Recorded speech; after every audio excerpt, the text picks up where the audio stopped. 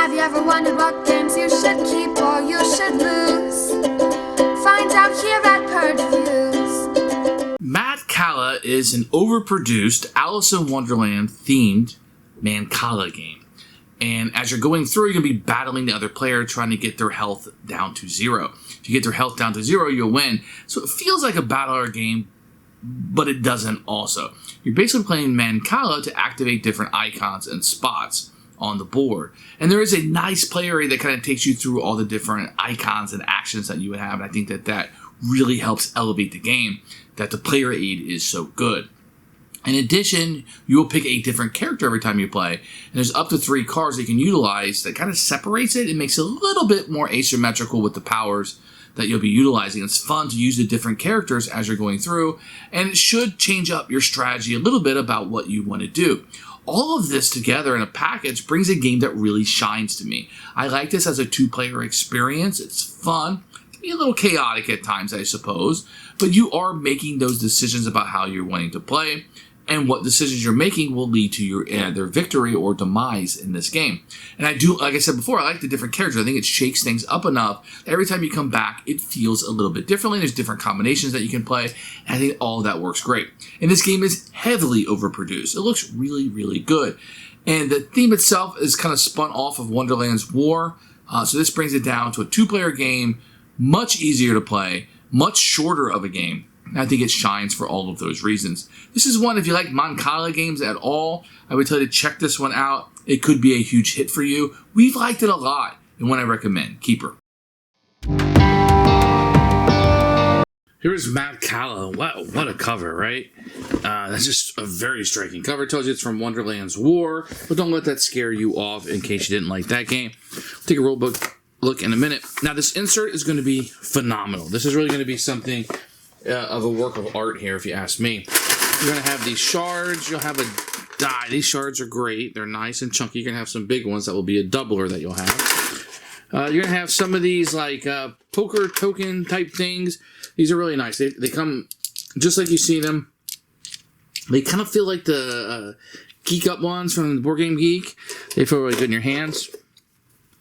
These are the counters. They come pre-assembled. And they work really, really well. So I like those quite a bit.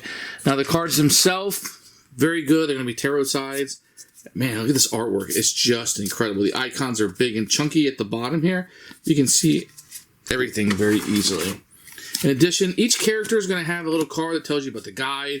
And they're going to have cards that will be unique to them with different artwork, etc. Phenomenal thing here. And look, the neoprene mat. It comes with that, which is phenomenal, which is great, and it fits right back in the box. Who would have thunk to do that, right?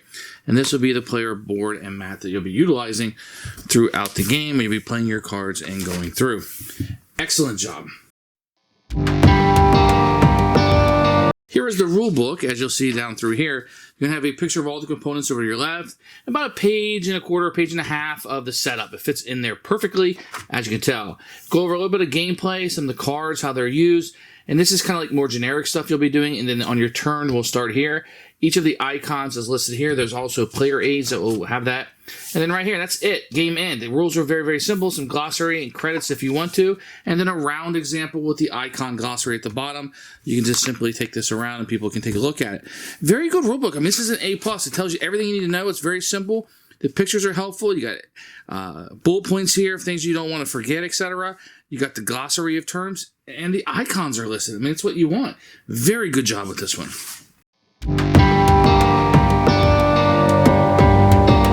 When the game starts, you can choose a character randomly, or you can choose what you want, which one you want. You're going to get a little guide here that will tell you the strengths and a little bit about the character that you might need. Then, let's say you're Alice, you would take your cards, and you're going to put them here on this side of the table. With your character card, which will tell you your health and any powers you might have. Refresh one of your ones. Use once per turn after you draw a commoner card. I have nothing yet, so I can't take more. So that just kind of be put out for you, and then your opponent will do the same thing.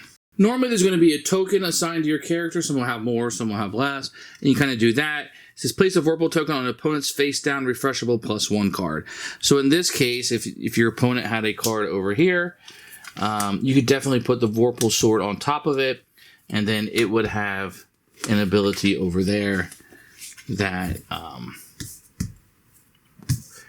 would work on that. So different people have different tokens as you're going through. So each player's going to get a health token. This will be put on whatever their health is right here, in this case 25. If your health ever gets down to 0, then you will lose the game and the other person would win. Each of your doubler will go out on your envelope, and then there'll be 2 shards put on each one.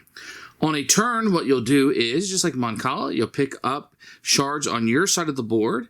You put one down, and then you put one here, and this tells you that you would activate this location right here. This one simply states you'll put 2 shards out in your home response. This could heal or refresh one of your powers if you use it. This will deal 2 damage and heal, and this will allow you to draw a card from the commoner's deck. These will do different things for you. This one gives you health and a shard and lets you do it. This one says get 2 damage and you can take a shard off of the board. This would be a discard a card. This would be gain a card. So there's different things that you can do. Here's one that says do damage and get rid of 2 shards. That's how those, and those are optional to play on your turn. Also, you can play your powered cards, which have a cost on, in this case, 1 shard, and you shuffle your 3 helm tokens face down. Your opponent flips one over, and you resolve its effect. Now, when you do one of these, you would tap it or flip it over, and then if you're able to refresh, like on this spot right here, then you could do this, and it would be available to play again. Of course, you would need to play the shard again. So that's how those are going to work. So on your turn, you have to pick up one on your side. Now, if you pick up one here, it will follow the arrow. It will skip this spot. Only you can go in your own spot. And it will be here. But I can never pick up one on the opponent's side. But you still would activate this side. Now, this big one is a doubler. So when it lands, let's say I did something like this. I went 1, 2, and the doubler has to be a third one. Instead of getting 2 shards, I would get 4. If it had landed here, I would heal 2 and do 4 damage instead. So the doubler can be very important throughout the game. And you want to kind of keep it on your side. Because once again, if things get on the other side, I can't pick these up. I'm waiting on my opponent to do so. So you kind of want to manage that as you're going through. And that's a quick overview of Mancala. It's very simple. You're going to pick up and play Mancala and move these around, activating the last spot you're on. If you want to play one of these cards, you pay the shards. Or if you happen to have any of these cards, you can just play them on your turn optionally and do what it says, trying to attack the other person to get rid of all their health. And that's how you play Madcala.